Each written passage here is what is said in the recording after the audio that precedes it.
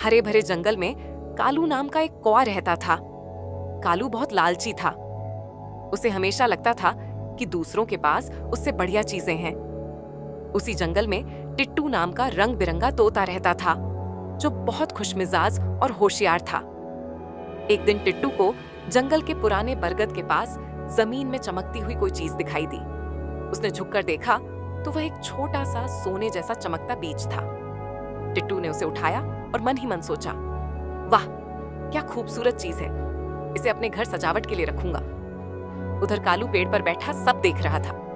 उसकी आंखें लालच से चमक उठी। जरूर ये कोई खजाना है, वह बड़बड़ाया, मुझे ये किसी भी तरह चाहिए।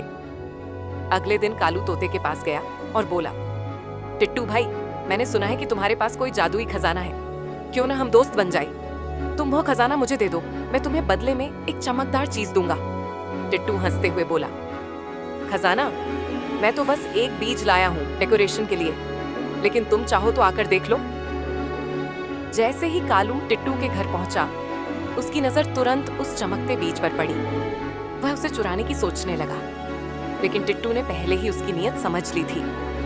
टिट्टू बोला, कालू एक बात बताऊं, ये बीज सिर्फ सजावट का नहीं बल्कि एक जादुई पेड़ उगा सकता है, लेकिन सिर्फ मेहनती और ईमानदार पक्षी के लिए। जो लालची हो उसे ये पेड़ कभी फल नहीं देगा। कालू डर गया, सच में? तो अगर मैं इसे चुराऊंगा तो?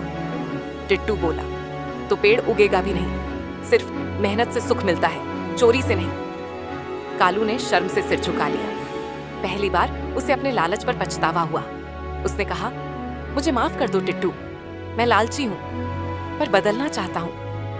टिट्टू मुस्कुराया और बोला, अगर तुम वाकई मेहनत करोगे तो मैं तुम्हें ऐसा ही एक बीज दूंगा।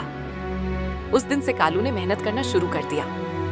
कुछ महीनों बाद टिट्टू ने उसे एक और बीज दिया और कालू ने भी एक छोटा सुंदर पौधा उगा लिया।